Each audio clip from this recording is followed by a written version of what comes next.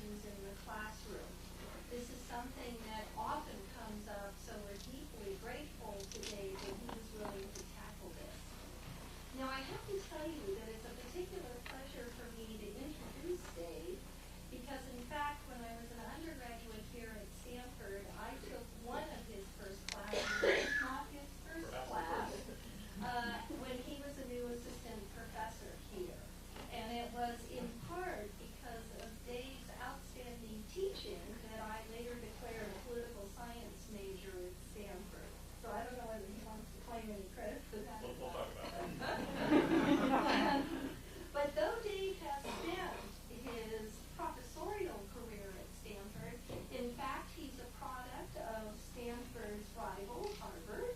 He received his BA from Harvard in the government department, magna cum laude, in 1959, and he also received his PhD from Harvard, again in government, in 1965. And his dissertation there was an award winner in the category of dissertations having to do with peace, which I think said something about Dave's future career. In between those two sojourns at Harvard, he spent time at the University of Oxford, earning a master's in philosophy, politics, and economics.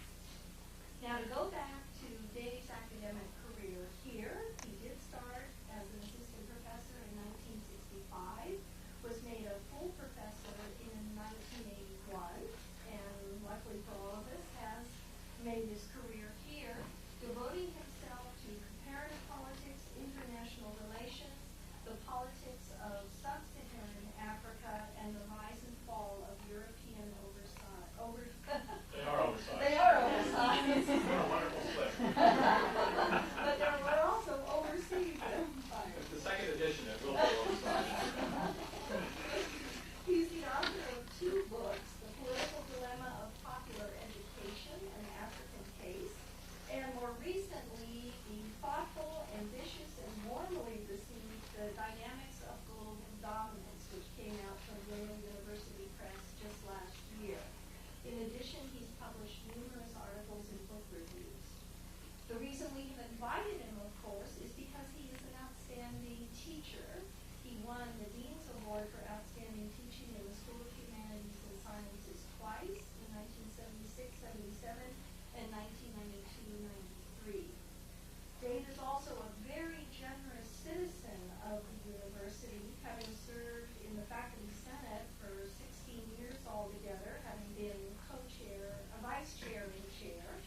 He was also co-chair of the International Relations Program, chair of the Committee on African Studies, and associate dean of undergraduate studies. But what has distinguished all of Dave's contributions has been his desire to grapple in a very non-doctrinaire, very non-partisan way with moral dilemmas and hard questions. Whether he is teaching, whether he is doing research, and whether it's a matter of Western colonialism, university investment, or the substance of undergraduate curriculum, Dave has a real passion for finding the just and fair answers or the better questions. And without question, Stanford is fortunate indeed in having a teacher and scholar of Dave's conscience and moral fiber. Thank you, Dave.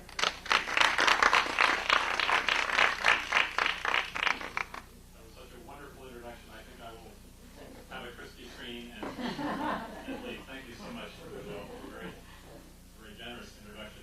It is true that you were a student in my first course, but I have long since stopped thinking of you in that way and thought of you as a colleague in many respects. As I use the term, a controversy is an ongoing debate that involves at least two points of view, where the arena of contention usually goes beyond the facts to include questions of values, that is to say, norms that people have that are not derivable from their understanding of what the facts are. That often includes at least the revelation of people's interests, and very often appeals to emotions, what we desire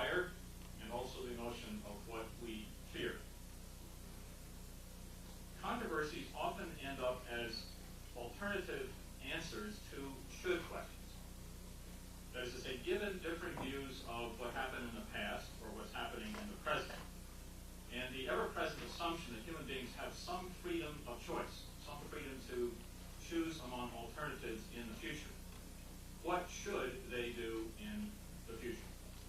And for what reasons? The emotional element in controversies lies not very far from the surface. When you get into them, you know what's happening when you start checking out the body language. The voice rises in indignation or anger. I cannot believe what you just said. The eyes widen, the jaw clenches, the fist clenches, and you begin to have more of the elements of the whole person engaged. It's not just the mind, it's not just the cognition, it's just not just the norms, but it is the emotions. The whole person is getting into this thing in a pretty powerful way. Controversies highlight not just, if you will, these complex elements of a person integrated together, but they also highlight the conflictual elements of social interaction. And they highlight, in some cases, the potential of, let's call them word fights, to escalate and become fights with sticks and stones. Escalate further and become wars with armies and missiles, or in the latest version, wars involving box cutters and hijacked planes. Are there controversies out there? You better believe there are.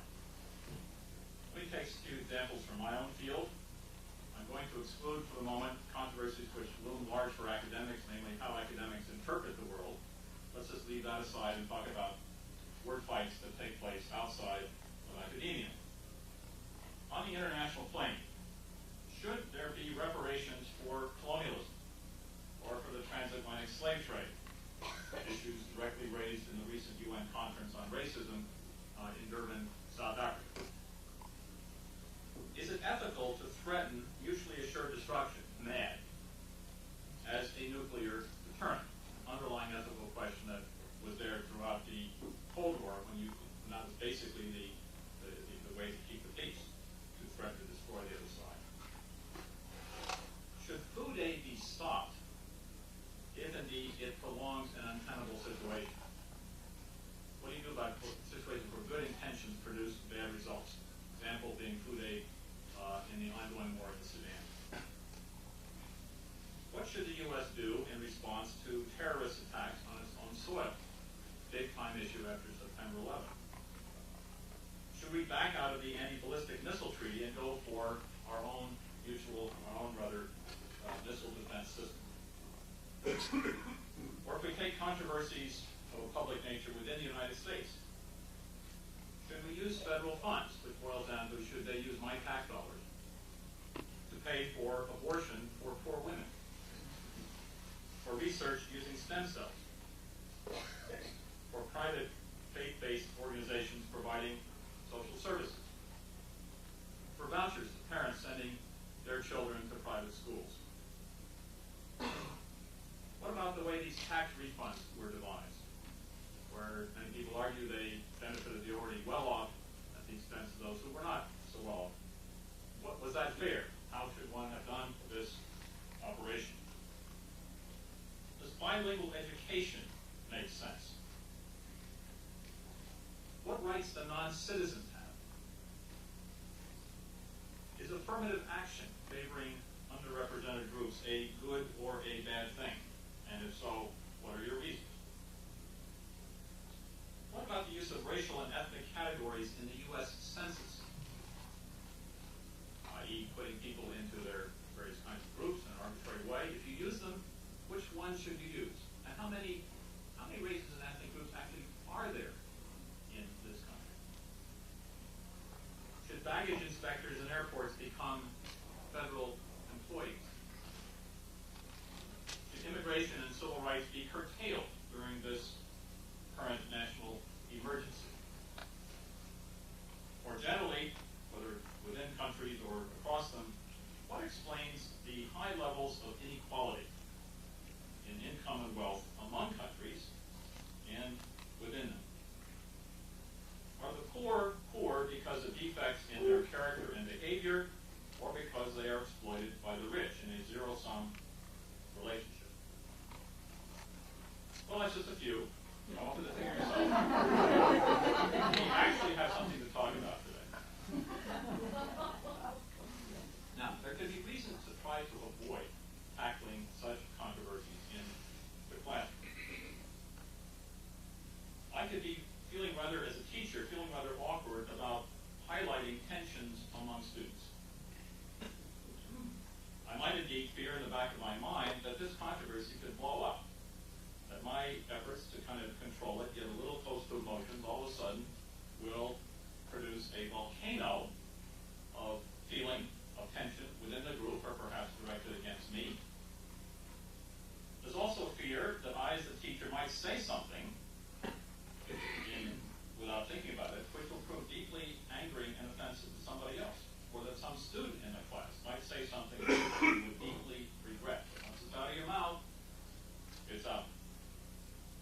This is dynamite, and generally people don't want to go too close to dynamite for fear of blowing themselves up as well as others. That phrase, can't we all get along? Can't we be nice to each other? Keeps, I think, appealing to people. And so let's be nice to each other by avoiding situations where we might not be nice to each other, what we say or think. You also have, in today's setting, the stage of political correctness. That is to say, above all, one does not want to say anything to offend other groups. In particular, if I am, as I happen to be, a white male, i.e. a member of the dominant group, it would be a total no-no to say anything that might offend anybody outside the white male category, which is a lot of other human beings. And here we have the paradox of political correctness. It encourages diversity of backgrounds defined in racial and ethnic terms. And I think in some ways it works to restrict diversity of viewpoints by shutting down or making, if you will, morally offensive any viewpoint that might offend someone else in the group. So those are the reasons to back off from addressing controversy. Countering that are reasons which I think are much more persuasive to confront confrontation. It's out there anyway. When these students leave the shelter of the academic world, they are sure going to confront the very same questions, and maybe some other ones that I've addressed. They have, if you will, kind of objective reality. They're in the nature of the way the world is and is going. And so it's better to use the classroom to get them ready for those things, thinking about how they would address them if and when they ever had to deal with them as voters or as warriors or whatever, taxpayers. The classroom is a preparation for life. Okay, if there's controversy out there in life, let's do a trial run right in the classroom. Furthermore, as I will argue, controversies are incredibly complex intellectual matters. They have all sorts of issues that one can, if you will, analyze. We need to think about our thinking about these things before we start emoting about them, or much less telling somebody else over them. And the point of the classroom is to step back and use our brains to think about what's going on here. And you sure need to think about controversy in a very, I think, careful and systematic way in order to come up with justifiable reasons for how you would approach a particular issue. Furthermore, the nature of intellectual activity is controversy. I mean, we thrive on views that are never fully accepted. There's almost nothing that isn't, that somebody hasn't said that is really not a very good idea. So since we engage in controversy, so that's sort of the lifeblood of the enterprise, let's address it in its form outside of academia. Now, my bias is to deal directly, hit the stuff straight on, as calmly and coolly as I can, issues that don't normally generate common cool. For reasons that are not entirely clear to me, I am drawn as a moth to the light to topics that involve enormous inequality in income, wealth, power, and status. That is to say, topics where the normative principle of equality among human beings is just massively violated. Things like colonialism, slavery, apartheid, relations between rich and strong and poor and weak countries, the gaps between elites and new states and their ordinary citizens. And oftentimes, great suffering goes along with those kinds of inequalities. Death in the context of slave revolts, resistance to invasion, or civil war, or genocide in Rwanda. This is terrible stuff. And the effort here is to try to use my mind to understand the nature and the causes and the consequences of some of the more horrific features of modern history. These topics are just enveloped in controversy, and since I have chosen, again for reasons that I cannot quite understand, to go right to this light like a moth, well, since I can't avoid controversy, might as well figure out how to deal with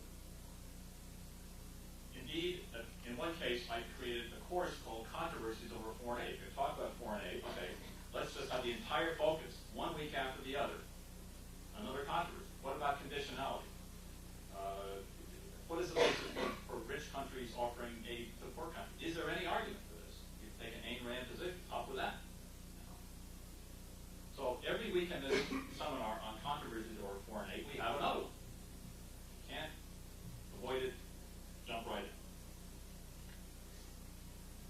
Now, what can teachers do to help students understand controversies? There are many answers here. Let me just suggest a few that I have found useful. Obviously, others have different ways to go. I think one responsibility teachers have is to clarify the scope of a controversy and its boundary. That is to say, what is it, but also what is it not? So that, for example, the discussion about reparations for the transatlantic slave trade, you will note, is not reparations for all forms of slavery throughout history. It's reparations for a particular form of slavery, involving transportation involuntarily of people from the African continent. There were plenty of other instances of slavery that was left off the table. So one wants to draw a boundary between what it is that people are talking about and what it is they are not talking about. It's important, furthermore, in the case of contestation, to identify what the contestants agree upon, as well as what they disagree on. So that, for example, in our current controversy over the extent to which civil rights should be curtailed in the national security emergency, I think both sides would grant that civil rights are a good thing. In fact, they're legally mandated by the Constitution. And security is a good thing. And so we agree that these two things are good. There's a disagreement over the relative weight of these, which should come forth before the other under certain kinds of circumstances. And we can focus on the differences, but we should also note the underlying agreement. It's a matter of balance rather than of simply saying civil rights don't matter for anything or national security, forget it. Another responsibility, seems to me, of a teacher is to clarify the nature of the disagreement. What is it that people are actually arguing about? They could argue over the facts. What actually happened at a given time and place? They could argue over the weighting of facts. Everybody could agree on the 13 facts that matter here, but the fourth one really counts. And somebody else says, no, the eighth one is the one that really counts. So no, this is not a disagreement over empirical evidence, but it's a disagreement over which one of these things counts for what reason might vary. Sometimes the controversy is over a definition. It seems to me that the whole debate about abortion hinges on the definition of when human life begins. If human life begins at the moment of conception, then if one doesn't want to take human life, that's immoral. Everything follows from that particular definition of the start of life. If one argues that the start of life in a meaningful sense takes place in the third trimester or some later point, then abortion does not necessarily pose a moral dilemma. But at some level, this is a debate over the definition of the start of human life. Sometimes, interestingly, controversies are over counterfactuals. That is to say, what do you assume the world would be like in the absence of the thing that you're looking at? I've done some work on colonialism, and the final chapter of my book on this is an attempt to get a debate between the proponents and the opponents of European colonial rule. And you will note in this debate that each side has a quite different counterfactual assumption. If you are in favor of colonialism, your counterfactual is this world would have been was a Hobbesian situation before the Europeans arrived, and it would be a Hobbesian situation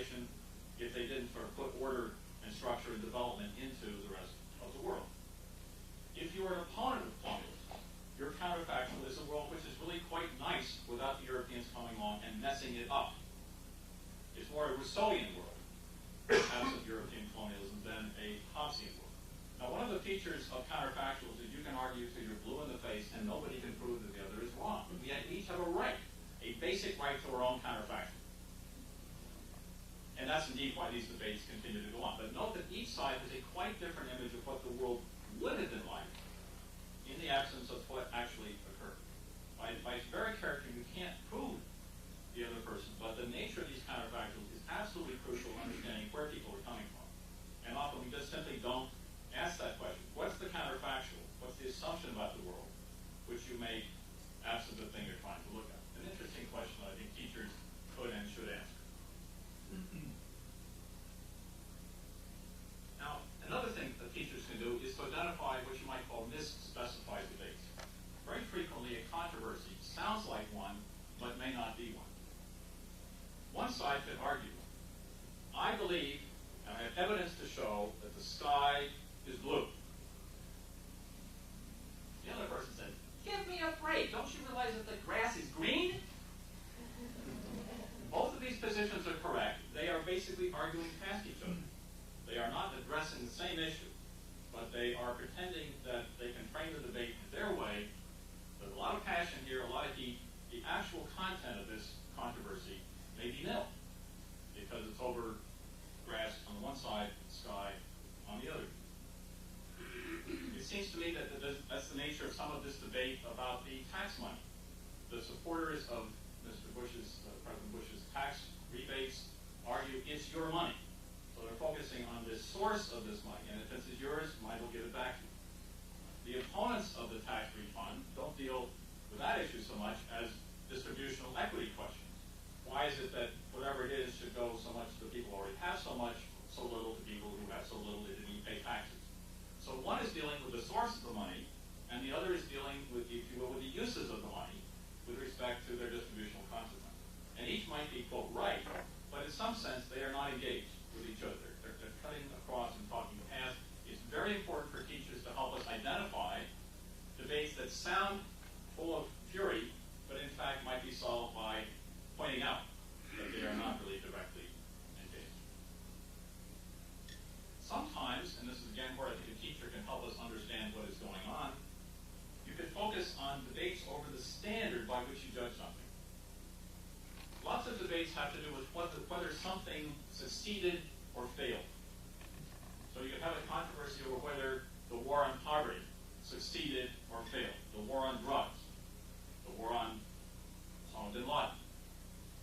And what's often missing is that people don't realize the debate very much hinges on your criteria for success and failure, not your discussion of some issue that was looking at, the war on poverty or drugs or bin Laden.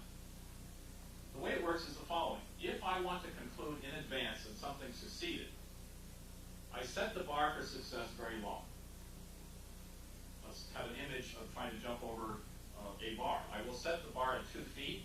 I can jump over the 2-foot bar. I succeeded in jumping over the height.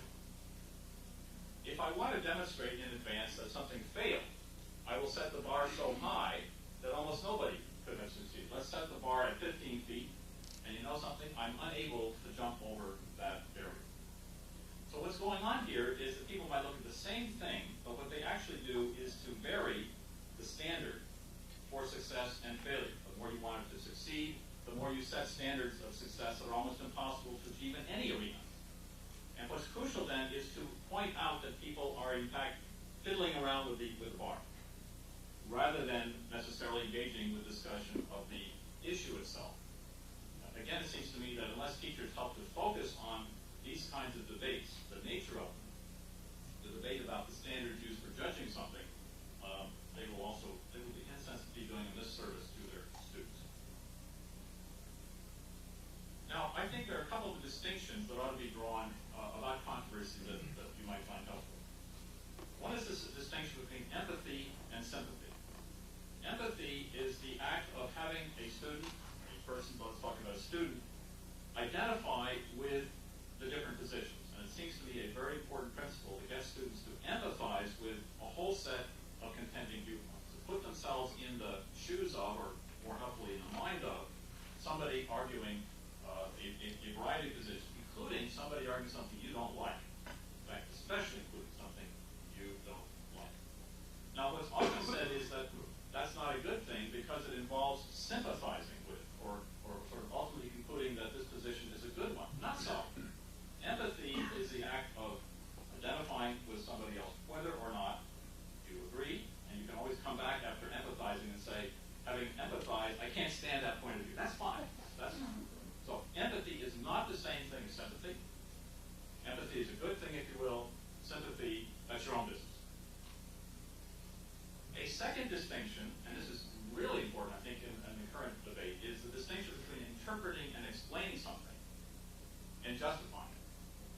Because you'll note every time somebody tries to say, well, let's sort of imagine what Mr. bin Laden is about. Mr. bin Laden doesn't like certain aspects of American foreign policy, Israel, American troops on Saudi Arabia, and so forth. I'm trying to interpret his frame of mind, and somebody comes along and slams him and says, you're some kind of a traitor? Are you trying to say that the United States is good? That he might be good? All of a sudden, the effort to explain and to interpret what's going on is seen as the effort to justify what's going on the other side. In which case, better watch out, buddy, because you're saying something you shouldn't be saying. So it's very important, I think, to have interpretation and explanation. That's what this game is. And one shouldn't argue that this involves a justification of one's effort to interpret what happened. Now, how could one encourage students to empathize with the opposing side? Let's get down to the tactics or techniques of teaching. Let's assume I'm going to argue that empathy is a good thing. You want students to empathize with the variety of divergent points of view while holding their own. You don't want to give up their points of view. You want them to at least make the leap of empathy to other positions. How do you do this? Well, one, it seems to me, is crucial is to model this norm in one's own behavior as a teacher. In a lecture course, I've done a lecture course on the politics of Southern Africa. We're getting right into apartheid. And what I've done in the past is to stage a debate with myself. And since I model this effort to empathize by assuming different personas. So over here, on this side, my left, but your right, significantly, I will give a 5-minute talk by somebody who supports apartheid. And I will argue that you have many different racial groups and different groups like this, and in general, under certain circumstances, when they come in contact with each other, that means conflict. And apartheid is the effort to keep groups apart from each other so everybody benefits. You just don't have as much nastiness going on when various groups are kept in their place. Having made this talk as persuasively as I possibly can, I'm a pro-apartheid kind of guy. I amble over to the other side, and I represent the opponent party. I can't believe what this guy just said. This idiot is racist. And then I'll present, why is it up to you to decide what's best for my groups? Because ultimately, this is the paternalism of somebody standing there and looking at this from the top down and saying it's best for these groups without ever consulting me. So you just know this is not a good policy. Notice my voice is rising, my eyes are bigger. We're doing some emotion here. So what this tells the students is there are these 2 points of view, maybe more, at least 2. And if Abernethy's up there making racist nonsense, well, it's okay to talk racism. I think it's just important to talk this sort of stuff, even though it's politically incorrect. If I do it, it's okay for somebody in the class to do it. So there are other ways in seminar situations where one can encourage empathy. So that, for example, it seems to be crucial at the start of the course to say, look, we're going to have some real arguments in this class. I just predicted. Or if we don't, something's wrong with, not with me, but with you. Because the subject matter just calls for this stuff. So, when one of you says something which might be unpopular or other people don't agree with it, or I don't agree with it, I'm going to do my best not to put you down. The way I can do this is often to rephrase what you said, again, in a fairly neutral kind of way. I hear you saying that such and such. And it's amazing what the rephrasing by the teacher of what a student says does to legitimate what the student says. Because you're phrasing an important point, you can rephrase it, it sort of internalizes in everybody's notion of what's going on. That's okay for you to say that. Then you can say, are there other points of view? Other points of view that might be the opposite of what's going on.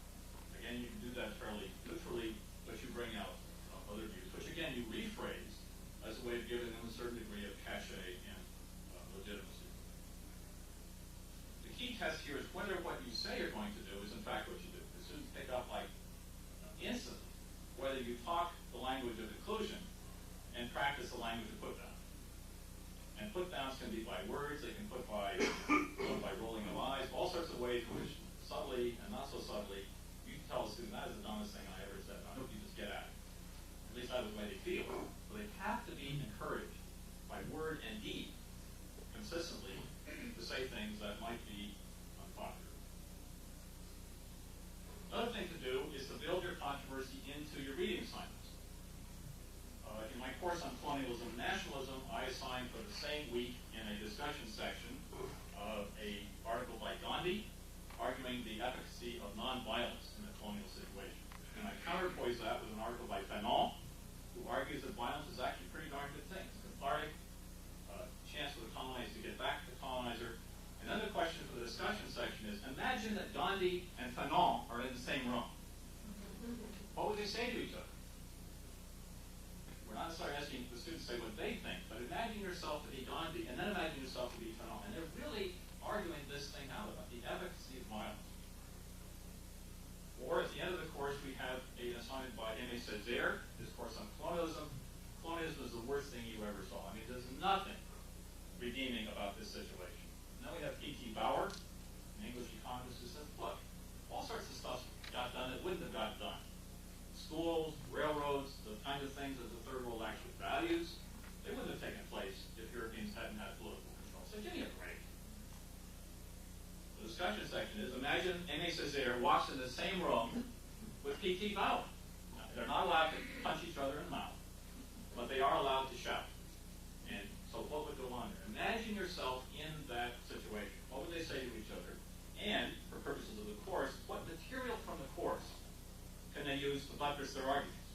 Not just what you read, but what you read in the context of all this other stuff in the course about whether colonialism is a good or a bad thing. So the reading assignments you set can, in a sense, pose controversies in dramatic ways, get the students to empathize with those two people, and off you go. Now, sometimes you can ask a student to empathize with a view opposing what he or she just said. So you could say, the student says, no way should the United States bomb Afghanistan. And you could say, okay, what would you say is the strongest argument against what you just said? So you ask them to imagine their own opponent. Articulate that view, and then defend yourself against it. So made this great point, come up with the strongest, and they're graded in a sense on their ability to think of the strongest argument against what you just said, and then, counterpoint, defend yourself against that position. Now, one way that you can often do to handle controversies is to have role-playing exercises. And what I'm going to do is pass out for everyone a role-play that I use in my course on controversies over foreign aid. I'm not going to go into too many details about the particular exercise. That's why I've handed it out, so you can take a look at it later on. But what this does is, in a sense, to show that sometimes controversies are multiple. They're nested in each other. This particular issue looks at two countries, Industria and Mauritania. So you know what's coming on here. Industria is the industrial country, they're the rich guys, and Mauritania is the poor third world country, it's the poor guys. And so one of the issues here is, should Industria provide any aid to Mauritania? And if so, why? But it's not just that issue of the donor and the recipient. If you look into this situation, you have a debate going on within both donor and recipient as to whether they should finance, if they finance anything, a wheat scheme or a bean scheme. And the wheat scheme, to put it simply, is a highly mechanized set of farms that are going to be providing wheat for the urban elites. And the bean scheme is a labor-intensive project that the peasants put up, basically, because they eat beans. So think that wheat represents something that's going to favor the elites in the situation, and beans is going to be something that would favor the mass of the population. And you'll find, when you get into these particular role plays, that there's somebody in favor of wheat and somebody in favor of beans on both sides. So it's not just the donor versus the recipient, but there's a conflict, if you will, vertically between the wheat and the bean people on both sides. And what you form that is cross-national alliances based on what kind of scheme you favor. There's a third issue, whether if Industria finances something for Mauritania, it should attach a population condition or strength. Thou shalt not receive any money from Industria unless you take steps to reduce your 3.1% rate of population growth. Read some form of family planning. You decide what it is, but we're not going to do anything on the wheat or bean front until you do something on the stop having babies front. And you again get debates, because some people say that condition makes perfect sense. It does. Virginia is growing at 3.1%. They'll eat up the entire gain of this thing. You've got to take a stand on this. And somebody else says, no way, you're violating the sovereignty of Mauritania. That's their problem. That's their issue. They know it's there. It's just that you shouldn't make a conditional upon their taking steps that they might decide voluntarily to take. So what this role play does is to say what you've got is nested controversies. You've got tension between donor and recipient. You've got tension between types of projects in terms of their distributional consequences. I should add, you also have tensions at the bureaucratic level between different ministries over who's going to run this deal. Big time. Anybody who's in real life knows that bureaucratic politics absolutely do. And so who's going to run this? The Minister of Agriculture or the Minister of Rural Development? They both have the same titles, purposely overlapping, huge fights when you get into this kind of situation. So several things, and then should you have a population string attached to DA. All this stuff is rolling around at the same time, because in real life, it's not just one controversy. You have 5 minutes for this one, then you take the next one. No. All this stuff is going on at the same time.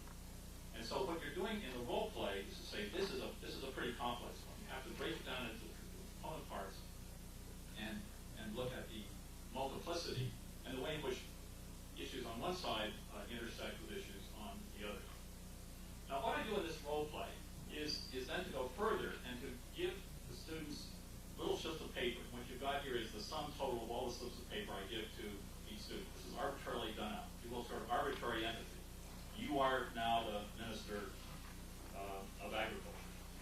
And what you'll see is the way I describe these people, you know what their role is, and they'll tell you what their role is when you get into the role play. But sometimes there's stuff going on that only they know because only they read this stuff. So that, for example, in Mauritania, the Minister of Rural Development says here, doesn't like the Minister of Agriculture. As a matter of fact, you can't stand the minister's guts. Okay? That you keep to yourself, but you better show in your comments that you just can't stand this other person. Furthermore, you've got information that the Minister of Agriculture has used public office corruptly for personal gain. Got a little something there you. So again, the audience doesn't know this, but you know it. And your job in the role play is to use that information for the most successful purposes. Okay? Obviously, the Minister of Rural Development wants the project in his or her domain and not over there for the Minister of Agriculture. Bureaucratic politics right out there in the open. Now, as you look through these, and I'll just say that you're invited to take a look later, what you'll see is some really interesting stuff going on, because those descriptions that you will ask the students to empathize with a particular role and a particular, in some cases, personality, are absolutely fabulous ways to get into this. Because for one thing, students have a ball doing this thing. I mean, it is more fun. There's a huge amount of laughter going on. Even when somebody says, I can't stand your guts, the class erupts in laughter. This is really funny. So paradoxically, the expression of hatred actually seems to be kind of amusing. But you also get all these points across without a single bit of political science jargon. Isn't that great? Isn't that terrific? Because all this stuff, donor-recipient tension, bureaucratic politics, you can use lots of fancy terms, but it's all there embedded in the way you set up the role play. You have to spend some time in this, right? You have to spend some time creating roles that reflect controversies and tensions. That's the hard part. But once it's there, the students will take it and they'll run with it. Furthermore, what's fascinating is that sometimes, if you will, mousy students, quiet students, reserved students, walking around like this, you give them a role, just explode. It is amazing. Some of the most quiet people in a seminar are asked to be, somebody, and they are somebody. They are somebody with a capital S. And thereafter, their persona in the classroom is actually quite different. They gain a degree of self-confidence because everybody thinks they were just the most incredibly corrupt Minister of Agriculture. Great! You really did it. So in effect, acting, the thespian quality that we all have in us, which is another way for saying empathy. Right? Imagine yourself to be this other person and really do the thing upright. And if you do, you'll make your points without jargon. People will love you. You'll be a more active member of the seminar. Life will be great from then on. Okay, I've overstated that a little bit. But the point is, this is a wonderful teaching technique. Empathy through thespian activity. Finally, let me just raise another issue, and just only to raise it, about the role the teacher should play in all this. I mean, so far, it sounds like you're sort of the cop. You're sort of running the thing. You want to get the students to understand empathy. You're not necessarily getting involved in the controversy yourself. The problem is we all have views on these things, and it's almost impossible, maybe it is impossible, for me to let slip in the way I present a topic, the ways I feel about this. I mean, I'll present this apartheid position, but everybody knows I'm extremely uncomfortable doing that. I'd much rather be over there. They know that. All sorts of signals that I take a stand on this issue. I mean, I'm not just presenting it because it's totally morally neutral. So the argument might be, well, if you're going to present your views, whether you like it or not, you might as well just get out there and give. I tell you, my position on X is the following. You better know it, and I'm just going to argue it like that. And there are some teachers around here who are great teachers who present their view, and you just have this incredible fight between some students in the class who don't like what they say, and they're just going to get out there and present their point of view. They're going to profess. But what do professors do? They profess what they believe. Get out there and say it. The other position, and one which I tend to favor, is that has some real risks. Of course, you can't avoid bias in subtle ways. But your job as a teacher really is to encourage students to present, to empathize with different points of view. That's a tough job to be a traffic cop, if you will. And you don't want to confuse it with having them fight you. Or get the students to argue with themselves. That's your job as organizer of this situation, rather than necessarily taking you on. That makes you more the center of the attention. That might be viable. Furthermore, I think students have a sense, not entirely irrational, that if they take a position opposite to that of the professor, there's some consequences. I mean, they might be downgraded. They might be expected to have to say more to defend their position than somebody who just parroted what the professor said. And so I think if one goes that route of just flat out, here I am, and take me on, one should be aware that this has these risks. And the students are, in a sense, making a calculation, quite rationally, of whether it makes sense, whether it's risky for them to take the professor on. A lot depends on the professor's personality. Sometimes they don't know. You might have a risk avoidance strategy of not getting involved. Be quiet at the very moment that the teacher should want you to speak. So I think there are two positions here. They are pedagogically quite reasonable, each of them. But on this particular controversy, I guess I would side with the position that involves a certain degree of distance, and certainly emotional distance from any one of those positions. Speaking of distance, I'm too far away from you guys. Why don't you speak up, and we'll. How much time do we have, Michelle? Another 5 or 8 minutes. 5 or 8 minutes. Okay. Let's reduce the distance and get your comments in and thoughts. Yes. So here's the question: if the professor is not a cop, do you ever take one of these fictional roles in the role play and put yourself on a common playing field, as it were, with your students? You can in this role play itself. Yeah. For that, I have to be the cop. I mean, this is a fairly complex thing. Let's say we have an hour and a half to do this. So I have to basically say, okay, now it's time. The industry meets and they decide what to do, okay? And for opinion meets, they decide what to do. And I have to say, okay, time's up. Let's get together. So I think for this is a fairly complex role play. You have one simpler. If it's simpler, you can get in. I think if it's complex, you need somebody who runs the show. Now, what I do in some cases, though, is in the role play, say, to somebody who's been assigned as the president of Ruritania, after all the discussion, you decide in favor of weak. That's pretty unfair.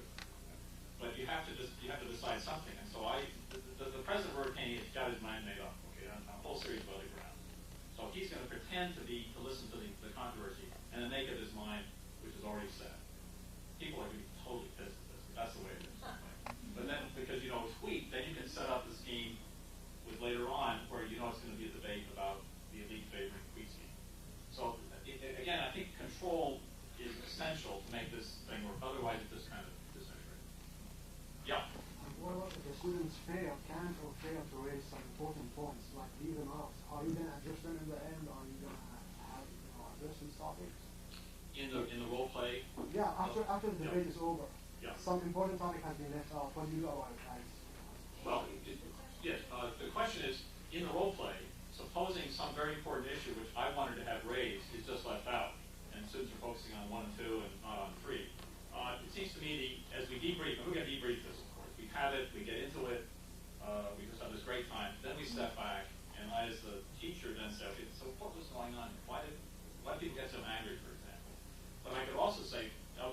me that none of you talked about this population strength issue. You all got into the wheat versus the beans, but is it ethical for industrial to insist that Britannia does something about population, otherwise it doesn't get any money at all? So it's perfectly appropriate at the end to say, I noticed something wasn't addressed. What do you guys think about that? And I think that raises the important point that you definitely need debriefing. You have to go through this experience, but then you step back and spend time saying, that was really interesting. But why was it interesting? Yes?